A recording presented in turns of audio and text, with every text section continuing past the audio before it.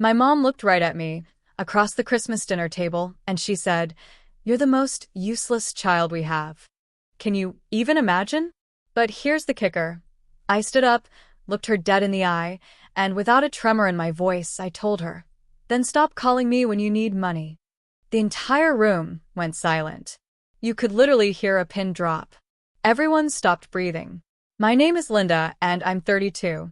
This story isn't just about a Christmas dinner. It's about the moment everything finally cracked. That night, I actually thought I was going to have the perfect family dinner. The kind you see in movies, you know? I was engaged to David, the love of my life, and I just landed a promotion at work that I'd poured 3 years of my soul into. I was bursting, aching to tell my family, just hoping, this time my mom would finally be proud. But instead, what happened forever changed us. And honestly, it was probably the best thing that ever happened to me. Before that explosive Christmas evening, let me paint you a picture of what growing up was like.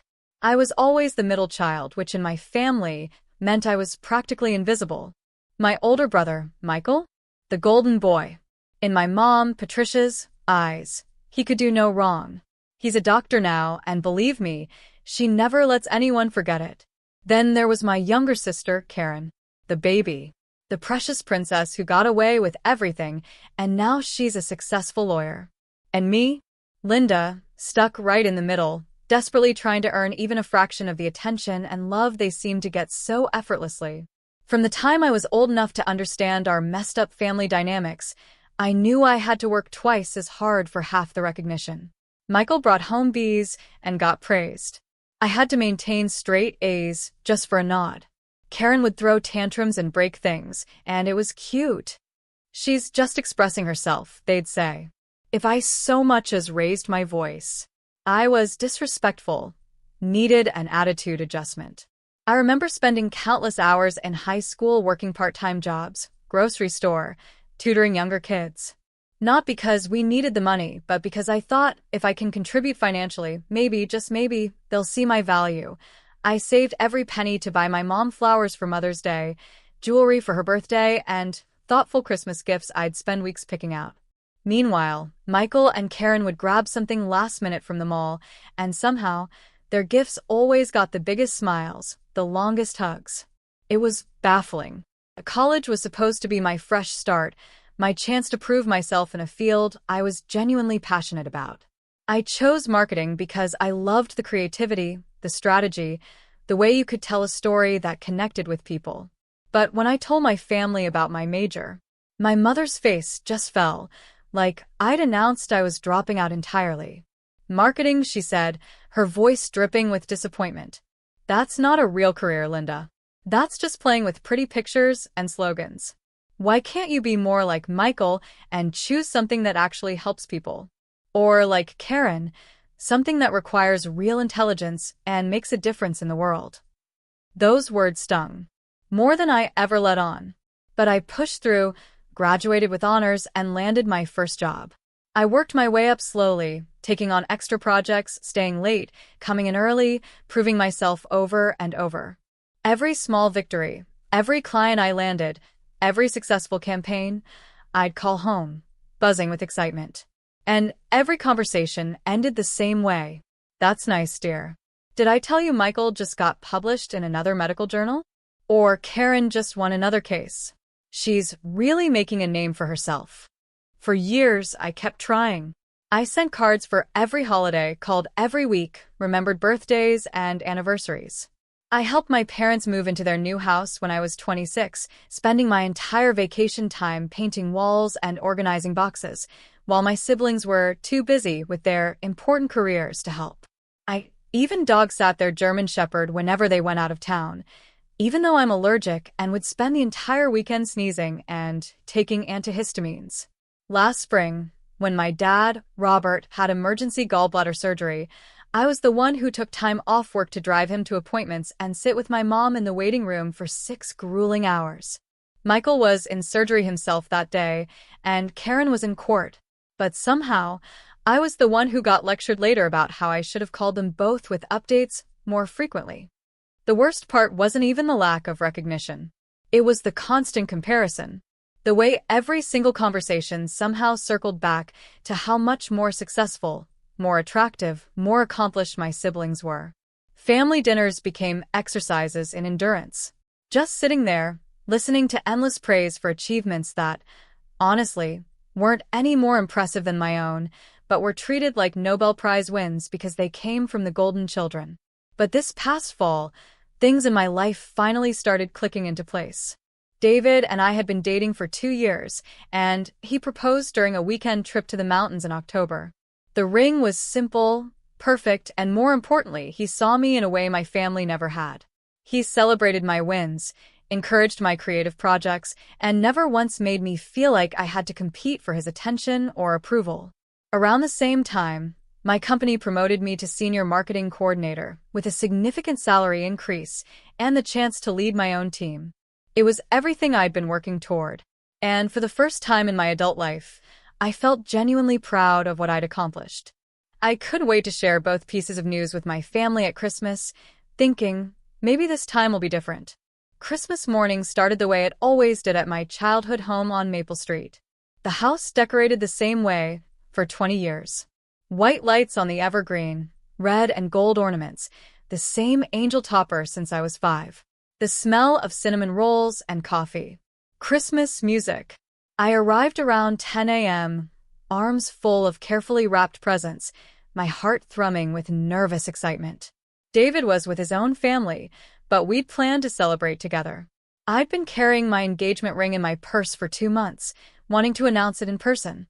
My dad greeted me at the door with one of his warm bear hugs. He'd always been the more emotionally available parent. "There's my marketing genius," he said, taking the presents. "How's the new position treating you?" I lit up. "Actually, Dad, I have some really exciting news to share with everyone." "Oh, yeah? Can't wait to hear it, sweetheart." Then my mom appeared in the doorway, wearing the red cashmere sweater I'd bought her for her birthday. She looked me up and down with that expression, the one that always found fault before I'd even said hello. "Linda, what on earth are you wearing? That green dress makes you look washed out. Didn't I tell you that color doesn't work with your complexion? And your hair looks like you just rolled out of bed." "Merry Christmas to you too, Mom," I said, forcing a smile. "I actually spent an hour on my hair this morning." "Well, you should have spent 2, she replied, turning back to the kitchen. "Karen looks absolutely stunning in her new navy suit. You should ask her where she shops." My sister Karen was already in the living room, looking indeed gorgeous in a tailored navy outfit that probably cost more than my monthly rent. Michael was on the couch, expensive watch, designer sweater, scrolling through his phone. "Look who finally decided to show up," Karen said with a smirk. "We've been waiting to start presents." "I'm literally 5 minutes late because I stopped to get gas," I mumbled, but nobody seemed to be listening.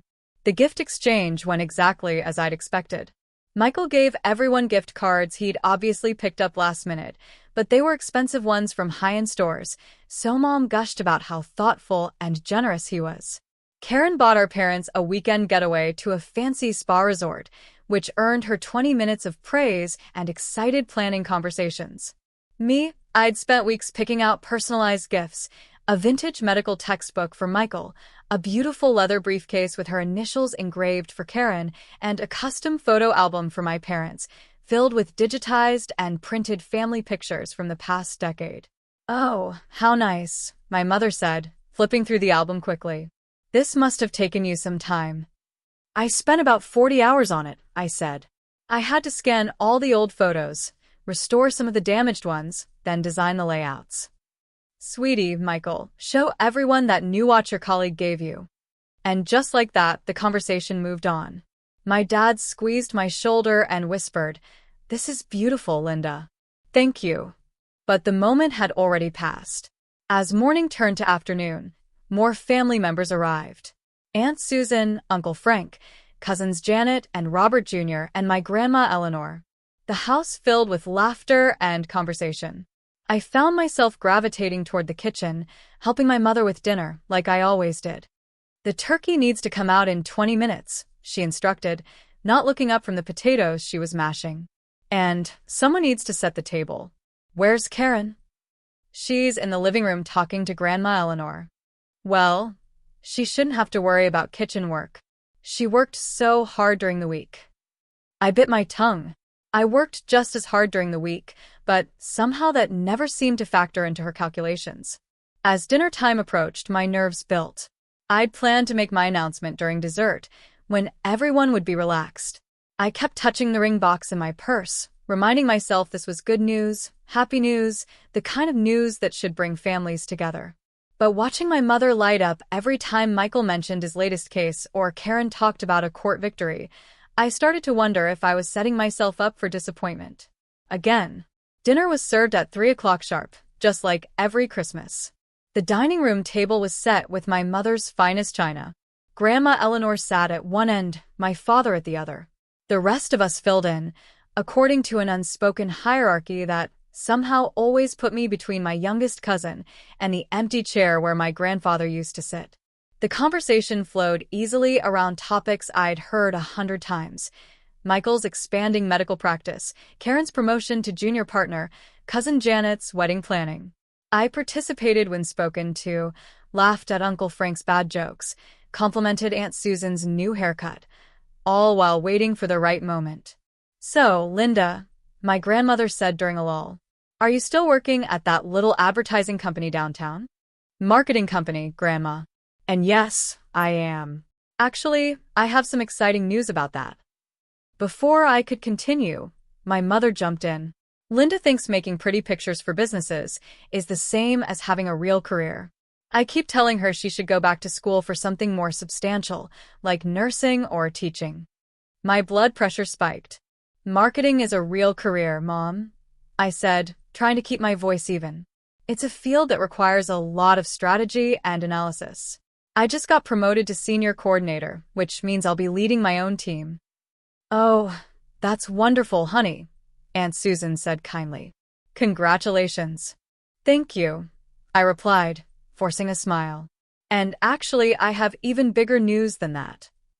I reached into my purse and pulled out the small velvet box, my heart pounding so hard I was sure everyone could hear it. This was it. The moment.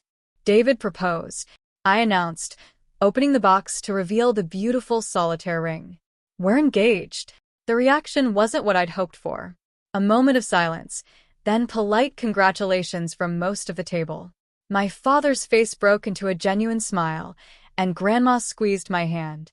But my mother's expression remained unchanged. Almost bored. "When did this happen?" Karen asked. "In October. We went to the mountains and he proposed during a hike. It was perfect." "October," my mother repeated, her voice sharp. "You've been engaged for 2 months, and you're just telling us now." "I wanted to tell you in person as a family." "Well, that's just typical of you, Linda. Always so secretive, always keeping things to yourself. No wonder we never know what's going on in your life." I felt the familiar sting of criticism disguised as concern. "I'm not secretive, Mom. I call every week. I just wanted this to be special." "What does David do again?" Michael asked, though I'd told him at least 3 times. "He's a high school English teacher." "A teacher?" my mother repeated, dripping with disappointment. "Well, I suppose that's stable employment at least." The way she said it, it was clear what she was thinking. Asterisk, not impressive enough. Not successful enough. Not good enough for her daughter. Asterisk, never mind that David was kind, intelligent, funny, and treated me like I was the most important person in his world. "He's a wonderful man," my grandmother said firmly. "When do we get to meet him properly?" "Soon, I hope. He's with his family in Portland, but we're planning dinner next month." "I hope he knows what he's getting into," Karen said with a laugh that didn't quite reach her eyes. "Linda's always been the difficult one in the family." "I'm not difficult," I protested. But my mother was already nodding in agreement. "Linda has always been challenging," she said, as if I weren't sitting right there. "She's never quite figured out how to make things easy on herself or anyone else." The words hit me like a physical blow, but I tried to shake them off. This was supposed to be a celebration. A happy moment. I couldn't let them ruin it. "Well, I think it's wonderful news," my father said, raising his glass. "To Linda and David." May you be very happy together. A few people raised their glasses half-heartedly, but the moment felt forced and awkward. The conversation quickly moved on, and I found myself sitting there, ring box still in my hands, feeling smaller and more insignificant than ever. As dessert was served, my mother launched into a detailed account of Michael's latest professional achievements. Featured in a medical journal, invited to speak at a conference, considered for a position at university hospital. Each accomplishment described in glowing detail, her pride practically radiating. And Karen, she continued without missing a beat, just won the biggest case of her career. The settlement was in the six figures, and the senior partners are talking about fast-tracking her to full partner. That's amazing, I said, genuinely meaning it. Congratulations, Karen. Thanks, she said, but her attention was already back on her phone. I sat there, listening to the praise being heaped on my siblings, waiting for someone to circle back to my engagement or promotion. It never happened. It was as if I'd never spoken. As if my news didn't matter enough to warrant more than a few seconds of attention. That's when my mother looked directly at me and said the words that would change everything between us, forever. You know, Linda, I've been thinking about this engagement of yours, and I have to be honest. I'm worried about David. I mean, what kind of man proposes to you? The table went quiet. Even my cousins looked up from their phones. What do you mean? I asked, though a cold dread told me I already knew. Well, let's be realistic here. You're 32. You work in a job that barely pays the bills. You live in that tiny apartment and you've never really accomplished anything significant. You're the most useless child we have. I just hope David realizes what he's signing up for before it's too late. The silence that followed was deafening. I could feel every pair of eyes staring at me, waiting to see how I would react. Aunt Susan looked horrified. My father was shaking his head in disbelief. Even Michael and Karen seemed shocked by the sheer cruelty of it. But for the first time in my life, instead of shrinking back and taking it, instead of making excuses or trying to laugh it off, I felt something different rising up inside me. It was anger, yes, but more than that, it was clarity. It was 32 years of suppressed frustration and hurt, finally finding its voice. I stood up slowly, my hands trembling, but my resolve rock solid. I looked my mother directly in the eyes. Then stop calling me when you need money, I said. My voice was steady, clear, and her face fell. The silence after my words was so complete, I could hear the grandfather clock ticking in the hallway and the distant sound of Christmas music still playing in the living room. My mother's face transformed from confident superiority to something I'd never seen before, genuine shock, mixed with what looked like panic.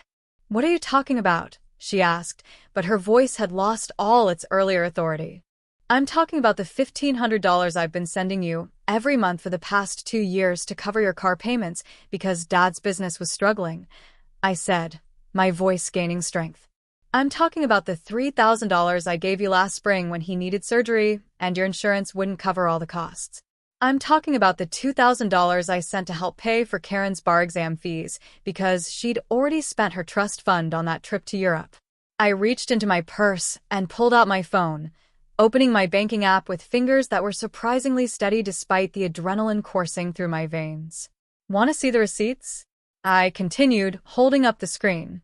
Because I have them all right here. Every transfer, every check, every emergency loan that somehow never got paid back. Aunt Susan was staring, mouth slightly open. Uncle Frank had put down his fork and was listening intently. Grandma Eleanor was nodding slowly, as if pieces of a puzzle were finally clicking into place. Linda, my father started, his voice barely a whisper. But I wasn't finished. Remember last Christmas when Michael's student loans went into default because his new practice wasn't bringing in enough money yet? Who do you think paid those off? It wasn't Mom and Dad, because they were still recovering from Dad's medical bills. It was me. $4,000 that I'd been saving for a down payment on a house. Michael's face had gone pale. Linda, I didn't know. Of course, you didn't know. I shot back. Because Mom made me promise not to tell anyone. She said it would embarrass you, and that I should just consider it my contribution to the family. My contribution? As if I haven't been contributing my entire adult life. I turned back to my mother, who was opening and closing her mouth like she was trying to find words that wouldn't come. You want to know what kind of man proposes to someone like me?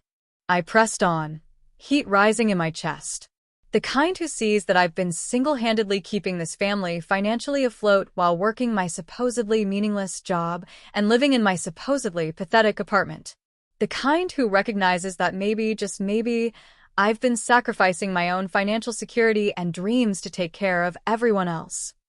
I never asked you to, my mother began weakly. You absolutely did ask. You called me crying about the car payments. You called me panicking about Dad's surgery. You called me begging for help with Karen's fees. And every single time I helped. Because that's what families do.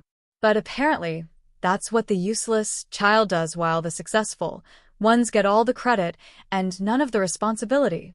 Karen finally spoke up, her voice small. I didn't know you paid for my bar exam. Because I wasn't supposed to tell you. Just like I wasn't supposed to tell anyone about the money I've been lending Mom and Dad, or the payment I made on Michael's loans, or the countless other times I've bailed this family out of financial trouble. I opened my banking app again, starting to read actual numbers and dates. September 15th, 2022. $1,500 to Patricia Walsh for car payment. October 3rd. $1,500 to Patricia Walsh for car payment. November 7th. $2,000 to Robert Walsh for medical expenses. December 19th. $1,500 to Patricia Walsh for car payment. My father was staring at my mother with an expression I'd never seen before. Patricia, is this true? It's not what it sounds like, she said quickly. Linda was just helping out temporarily while we got back on our feet. Temporarily? I laughed, but there was no humor in it. It's been 2 years, Mom. 2 years of monthly payments. 2 years of me prioritizing your financial stability over my own. 2 years of me living paycheck to paycheck while you drove around in a car I was paying for, complaining about how unsuccessful your useless daughter is. My grandmother reached across the table and grabbed my hand. Honey, why didn't you tell any of us about this? Because I thought if I could just help enough, if I could just prove my value to this family in some way, maybe I'd finally earn the love and respect that Michael and Karen seemed to get for free. I thought if I could be useful, even if it was just financially, maybe Mom would stop looking at me like I was a disappointment. The tears I'd been holding back for years were finally coming, but they weren't tears of sadness anymore. They were tears of release. Of finally speaking a truth I'd been carrying alone for so long. You want to know what David sees in me? I continued, my voice growing stronger. He sees someone who's been working 2 jobs to support her family while they belittle her career. He sees someone who's been giving up her own dreams and financial goals to make sure everyone else in her family is okay. He sees someone who's been the real backbone of this family while being treated like she's worthless. Michael was shaking his head. Linda, I had no idea. If I'd known you were the one who paid off my loans, I would've. You'd what? You'd have treated me with basic respect? You'd have defended me when Mom made her snide comments? Because that's all I ever wanted. Not gratitude, not praise, just basic human decency. I turned to Karen, who was staring down at her plate. And you? Do you have any idea how many times I've covered for you? Not just financially, but in every other way. When you were too hungover to help Mom move, who do you think spent her weekend packing boxes? When you were too busy to visit Dad in the hospital, who do you think sat with him for hours? Linda, my father said quietly. I'm so sorry. I had no idea your mother was asking you for money because she made me promise not to tell you. She said it would hurt your pride and that you are the most financially stable one. It was my responsibility to help. Funny how I went from being the most useless to the most financially stable, depending on what she needed from me. My mother finally found her voice again. You're being dramatic, Linda. Families help each other. That's what we do. No, Mom. What families do is support each other emotionally and treat each other with respect. What you do is take my money while telling everyone how worthless I am. What you do is use me as a financial safety net while treating me like an embarrassment. I stood up, pushing my chair back from the table with a scrape that echoed through the silent room. Well, congratulations. You're about to find out exactly how useless I really am, because as of today, the Bank of Linda is permanently closed. The aftermath of my revelation was immediate and chaotic. As soon as I announced I was done being the family's financial safety net, multiple conversations erupted simultaneously. Aunt Susan demanded to know how long this had been going on. Uncle Frank asked my father if he knew about the money. Grandma looked at my mother with deep disappointment. "Linda, wait," my mother said, standing up as I gathered my purse and coat. "Let's talk about this privately. There's no need to air our family business in front of everyone."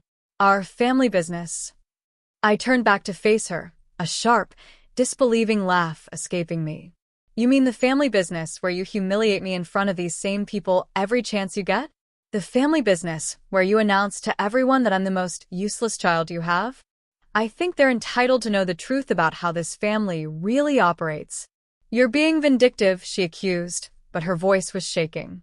"I'm being honest," I countered.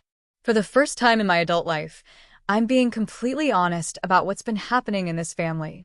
And if that makes you uncomfortable, maybe you should ask yourself why." My cousin Janet spoke up. "Linda, are you serious about the money? You've really been supporting them financially?" "Dead serious," I affirmed. "I can show you bank statements going back years if you want proof." My father was staring at my mother with a mixture of confusion and anger. "Patricia, we need to talk right now." "Not in front of everyone," she hissed. "Why not?" I shot back. "You had no problem discussing Linda's failures in front of everyone. You had no problem announcing to the entire table that she's useless. So why is it suddenly inappropriate to discuss the truth?" Michael finally spoke, his voice quiet. "Linda, about my student loans? I genuinely didn't know. I thought Mom and Dad had helped me out." "I know you didn't know," I said, and I meant it. "None of you knew because I was specifically told not to tell you. But Michael, can I ask you something? In all the years we've been adults, have you ever once asked me if I needed help with anything? Have you ever inquired about my finances, my career struggles, my personal life beyond the bare minimum?" He was quiet for a long moment. "No," he finally admitted. "I guess I assumed you were doing fine." "You assumed I was doing fine because it was easier than actually paying attention to my life," I explained, the words feeling heavy but necessary. Just like it was easier for Karen to assume someone else would handle the family emergencies, and easier for Mom to assume I'd always be there to bail everyone out while she criticized everything about me. Karen finally looked up from her plate. "I don't understand why you didn't just say no if you didn't want to help." "Because I did want to help," I exclaimed, my voice cracking slightly. "I wanted to help because I loved this family, despite everything. I wanted to help because I thought maybe if I proved my value in some tangible way, I'd finally be treated like I mattered. But I see now that no amount of financial support was ever going to change how you all see me." My grandmother cleared her throat, and the room went quiet once more. When Eleanor Walsh spoke, people listened. She'd been our family's matriarch for as long as I could remember, and her opinion carried weight. "Patricia," she said, her voice stern in a way I rarely heard, "I am deeply disappointed in you. This young woman has been sacrificing her own financial security to help this family, and you've been treating her like she's worthless. That's not just ungrateful, it's cruel." "Mother, you don't understand the whole situation," my mom started. "I understand enough. I understand that Linda has been working 2 jobs to support herself and apparently half this family, while you've been telling everyone who'd listen that she's not good enough. I understand that she just announced her engagement, which should be one of the happiest moments of her life, and instead of celebrating with her, you used it as an opportunity to tear her down." The room was silent, save for my mother's rapid breathing. I'd never seen her called out so directly by her own mother. "And another thing," my grandmother continued, "I've watched this girl grow up, and she's never been anything but kind, generous, and hardworking. If she's the most useless child you have, Patricia, then you have no idea how to measure a person's worth." Aunt Susan nodded emphatically. "I have to agree with Mom. Linda, I had no idea you were dealing with all of this. I always wondered why you seemed so stressed during family gatherings." "I wasn't stressed," I said quietly. "I was exhausted. Emotionally, financially, physically exhausted from trying to be enough for a family that had already decided I never would be. My mother made one last, desperate attempt to regain control. Linda, you're making this sound much worse than it is. We're family. We help each other. No, Mom. What families do is support each other emotionally and treat each other with respect. What you do is take my money while telling everyone how worthless I am. What you do is use me as a financial safety net while treating me like an embarrassment. I walked toward the door, my coat slung over my arm, but I turned back one more time. My wedding is going to be beautiful. David and I are going to build a wonderful life together. And we're going to do it without the constant criticism and emotional manipulation that I've been accepting as normal for the past 32 years. Anyone who wants to be part of that life, with respect and kindness, is welcome. Anyone who doesn't? You can keep my phone number for emergencies, but don't expect me to answer. And with that, I walked out of my childhood home, leaving behind a table full of shocked faces and a mother who was finally experiencing what it felt like to be the one left speechless.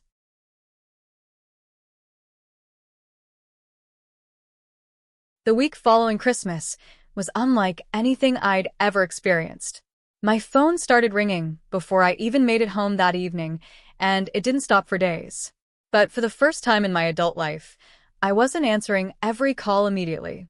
I wasn't dropping everything to manage other people's emotions or solve their problems. David had flown back from Portland 2 days early when I called him crying from my car in my parents' driveway. He found me sitting on my couch at 11 o'clock that night, still in my Christmas dress, staring at my phone as it buzzed. I can't believe I actually did that, I kept saying, over and over. I can't believe I finally said all of that out loud. I can, he said, pulling me close. I've been waiting for you to stand up to them for 2 years. I just didn't want to push because I knew you had to get there on your own. But what if I was wrong? What if I was too harsh?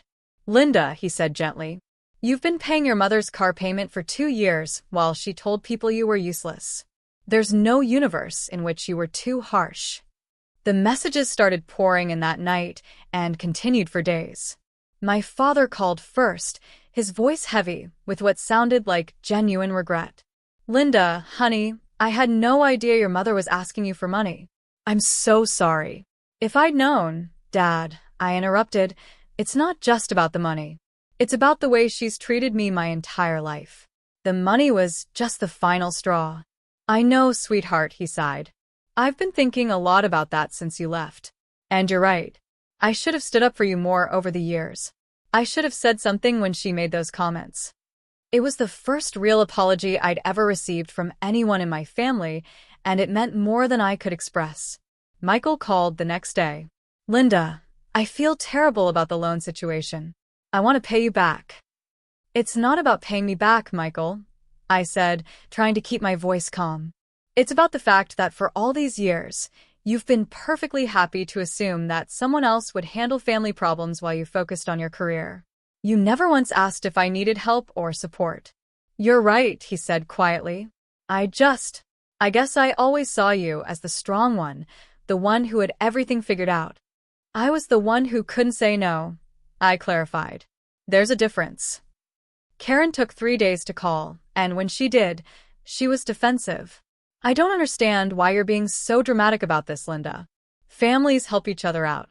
It's not like anyone forced you to give us money. Karen, do you remember what you said to me at dinner? You said I was the difficult one in the family. Do you have any idea how that felt coming right after Mom called me useless? I was just joking around. It wasn't a joke to me. It never is. Do you realize that between you and Michael, I can't remember the last time either of you said something genuinely kind about me? The last time you supported me or celebrated something good happening in my life? She was quiet for a long moment. I guess I never thought about it that way. That's the problem, I told her. None of you think about it. You take my support for granted while treating me like I'm the burden. My mother, predictably, was the most persistent. She called 6 times on December 26th alone, leaving increasingly frantic voicemails. Linda, this is ridiculous. Call me back, so we can discuss this like adults. Linda, You're being incredibly selfish. Your father is upset, and this is affecting the whole family. Linda, I don't know what's gotten into you, but this attitude needs to stop. We're your family. On December 28th, she tried a different approach. Linda, honey, I think I may have spoken too harshly at dinner. Maybe we can work something out about the money situation. But it wasn't until December 30th that she finally called and said the words I'd been waiting 32 years to hear. Linda, I was wrong. I'm sorry. I almost didn't answer the phone. I'd been screening her calls for days, and David had encouraged me to take my time. But something about the 10th ring made me pick up. Hello, Mom. Linda, thank God. Please don't hang up. I need to talk to you. I'm listening. Your father and I have been talking, and I think I owe you an apology. A real one. I waited. What I said at dinner was unforgivable. You're not useless. You're the opposite of useless. God, Linda, you've been holding this family together, and I've been treating you terribly. It was the closest thing to a genuine apology I'd ever received from her. But I wasn't ready to let my guard down completely. Mom, it's not just what you said at dinner. It's been a pattern my entire life. The constant criticism, the comparisons to Michael and Karen, the way you dismiss my career and my accomplishments. I know, she said, and her voice was shaking. I know, and I don't have a good excuse for it. I think maybe I saw myself in you, and I was harder on you because of it. What do you mean? I was the middle child, too. I know what it's like to feel invisible. And instead of protecting you from that feeling, I think I made it worse. I think I pushed you harder because I wanted you to be stronger than I was. It wasn't a complete explanation, and it certainly wasn't an excuse, but it was the first time my mother had ever shown me any real vulnerability or self-awareness. The money stops, Mom. All of it. No more car payments, no more emergency loans, no more bailing anyone out. I understand. You're right to stop. We never should have put that burden on you. And the criticism stops, too. I'm not going to tolerate being belittled anymore, especially in front of other people. Okay, I'll try to do better. Don't try, Mom. Do better. Because if you can't, then David and I will build our life without this family's involvement. It was an ultimatum, but it felt necessary. For the first time in my life, I was setting real boundaries with consequences I was prepared to enforce. 3 months later, my life looked completely different. The constant financial stress was gone, replaced by something I'd never experienced: actual savings. For the first time since college, I had money left over at the end of each month. David and I opened a joint savings account and started planning not just our wedding, but our future together. The emotional change was even more dramatic. Without the constant weight of family drama and financial obligations, I felt lighter, more confident, more like myself. My performance at work improved noticeably once I wasn't distracted by family emergencies and guilt-inducing phone calls. My boss noticed the change and hinted at additional promotion opportunities. You seem different lately, she said during my quarterly review. More focused, more assertive in meetings. Whatever you're doing, keep it up. I was doing something I'd never done before, prioritizing my own well-being. The family dynamics shifted dramatically once the financial safety net was removed. My father, it turned out, had been completely unaware of the extent to which my mother had been borrowing money from me. When he discovered the full scope, he was furious. 2 years, Patricia? You've been taking money from our daughter for 2 years without telling me? They ended up going to financial counseling together, something that probably should have happened years earlier. My father took a part-time consulting job to supplement their income, and my mother finally admitted they'd been living beyond their means. Michael and Karen, meanwhile, were forced to confront their own assumptions about family support. Michael called me 6 weeks after Christmas with an update that surprised me.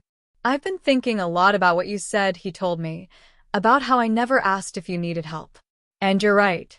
I was so focused on my own problems that I never considered you might have your own.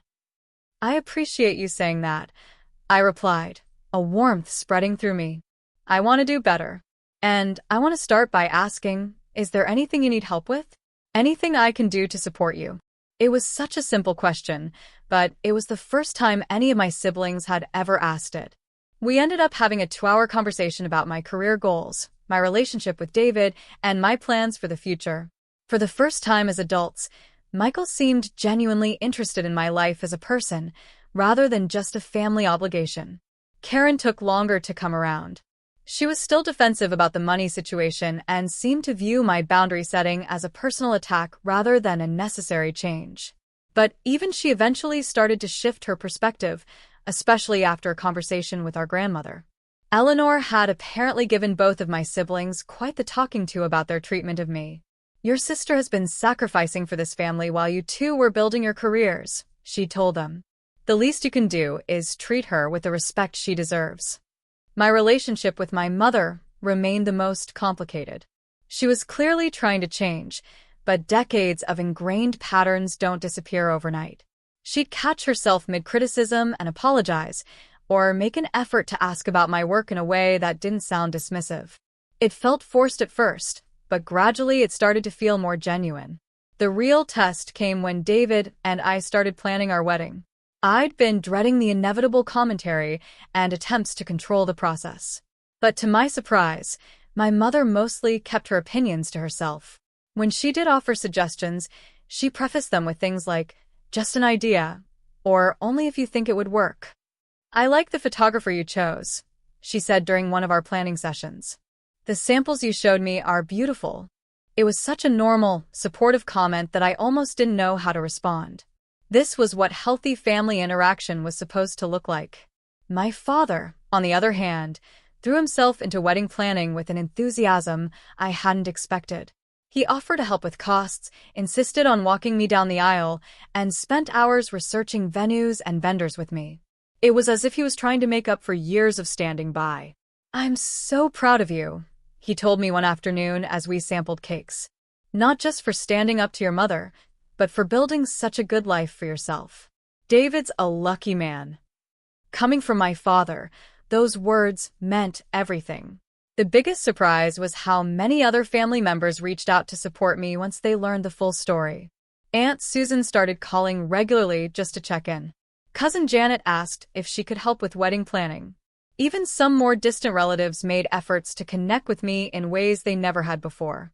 "I always sensed there was tension," Aunt Susan explained, "but I never realized how bad it was. Your mother has always been intense, but I didn't know she was being so unfair to you." It turned out that several family members had noticed the dynamic over the years, but hadn't felt comfortable intervening. My Christmas outburst had given them permission to address what they'd been seeing, but ignoring. The most meaningful change was in my relationship with David's family. Without the constant drain of my own family's drama, I was able to invest more emotional energy in building relationships with his parents and siblings. They welcomed me with an openness and warmth I'd never experienced. And for the first time, I understood what healthy family dynamics actually looked like. "Your family is so normal," I told David after a Sunday dinner with his parents, where no one criticized anyone and everyone seemed genuinely happy to be together. "Yours can be too," he said. "It just takes time and boundaries." He was right. Slowly, carefully, with clear expectations and consequences, some of my family relationships were beginning to heal. Not all of them, and not completely, but enough to give me hope that the future could be different. 6 months after that infamous Christmas dinner, David and I were married in a small ceremony at a historic inn. The guest list was carefully curated, including only people who had shown genuine support for our relationship and respect for both of us. My father walked me down the aisle with tears in his eyes. My grandmother sat in the front row, beaming with pride. My mother was there too, dressed beautifully and behaving perfectly. But I could see the effort it was taking her to hold back her usual commentary. Michael and Karen both attended, and even seemed genuinely happy for us. But the people who mattered most were the ones who had supported me unconditionally: David's family, my Aunt Susan and Cousin Janet, and my longtime friends who had watched me struggle and were thrilled to see me finally standing up for myself. "You look radiant," my grandmother whispered, hugging me after the ceremony. "Not just beautiful, but truly happy. That's what I've been waiting to see." During the reception, my father gave a speech that brought me to tears. Linda has always been the heart of our family, he said, even when we didn't appreciate her properly. She's kind, generous, hardworking, and loyal to a fault. David, you're not just marrying a wonderful woman. You're marrying someone who will move heaven and earth for the people she loves. I just hope you never take that for granted the way some of us have. It was his public acknowledgement of the years of imbalance, and it meant everything to me. Even my mother managed to say something appropriate during her brief remarks. Linda, I'm sorry it took me so long to see what an amazing daughter I have. I hope you and David build a beautiful life together. It wasn't a complete repair of our relationship, but it was progress. The most important moment of the day, though, came during our first dance. As David and I swayed to the music in front of all the people who truly cared about us, I realized that I felt something I'd never felt before at a family gathering, completely, genuinely happy. No regrets. David whispered in my ear. None, I said, and I meant it completely. The months that followed were a revelation. Marriage to David was everything I'd hoped and more. We bought a house together using the money I'd been able to save once I stopped subsidizing my family's lifestyle. We traveled. We entertained friends. We built traditions that were ours alone. My career flourished in ways I'd never imagined possible. Without the constant emotional drain of family drama, I had energy to invest in my work that I'd never had before. I led successful campaigns, built strong relationships, and earned the promotion my boss had hinted at. The girl who had been called useless was now running her own department. Some family relationships continued to improve gradually. My father and I developed a genuine friendship, talking regularly about everything. Michael made real efforts to be present in my life, calling to check in, and even asking for my advice. My grandmother became one of my closest confidants, someone I could talk to about anything without judgment. My relationship with my mother remained complicated but functional. She still struggled with her tendency to criticize, but she caught herself more often and made real efforts to be supportive. When I told her I was considering going back to school for an MBA, she surprised me by saying, "That sounds like a wonderful opportunity. You'd be excellent at that." It wasn't the enthusiastic support I might have gotten from Michael or Karen, but it was respectful and encouraging, which was more than I'd ever expected from her. Karen and I found a cordial but distant equilibrium. We were polite at family gatherings and exchanged pleasantries, but we never developed the close relationship I'd hoped for. That was okay, though. I'd learned that not all family relationships can be fixed, and that's not necessarily a reflection of personal failure. The most profound change was internal. For the first time in my adult life, I wasn't constantly seeking approval or trying to prove my worth. I knew who I was, what I'd accomplished, and what I brought to my relationships. David's love and respect had shown me what it felt like to be valued for who I truly was. And I'd learned to value myself the same way. One evening, almost a year after our wedding, David and I were having dinner when my phone rang. It was my mother, which wasn't unusual by then, but something in her voice was different. "Linda," she said, "I need to tell you something. Your father and I were at the grocery store today, and I ran into Mrs. Henderson from down the street. She was asking about you, and I found myself telling her about your promotion and your new house, and how proud I am of you. And then I realized, I don't think I've ever actually told you that." "Told me what, Mom?" "That I'm proud of you. That I've always been proud of you, even when I was too stubborn or too focused on what I thought success should look like to admit it. You're an incredible woman, Linda. You're kind and strong and successful and generous, and I'm sorry it took me so long to say that out loud." It was the conversation I'd been waiting for my entire life. And it came at a time when I no longer needed it to feel complete. But that made it even more meaningful because it felt genuine rather than desperate. "Thank you, Mom," I said, a wave of emotion washing over me. "That means a lot. I love you, sweetheart." I should have been saying that more often, too. "I love you, too," I whispered. After I hung up, David looked at me with a smile. "How does it feel?" "Good," I said. And I was surprised to realize I meant it. It feels really good. But also, I think I would have been okay either way. And that was the real victory. Not that my family had finally learned to treat me with respect, though that was wonderful. The real victory was that I'd learned to respect myself enough to demand better treatment and to build a life that didn't depend on their approval for my happiness. I'd learned that sometimes the most loving thing you can do for yourself and for others is to stop accepting unacceptable behavior. I'd learned that financial independence and emotional independence go hand in hand. Most importantly, I'd learned that the family you choose can be just as important as the family you're born into, and that surrounding yourself with people who see your worth doesn't make you selfish. It makes you whole. The little girl who had spent her childhood trying to earn love had grown into a woman who knew she was worthy of love just as she was. And that made all the difference in the world. Have you ever had to set difficult boundaries with family members who took your support for granted or constantly undermined your worth? I'd love to hear your stories and what you did in the comments below. And if this story resonated with you, thank you for listening, and I hope it helps someone else find the courage to speak their truth. Wishing you all the strength to know your worth and the courage to demand the respect you deserve.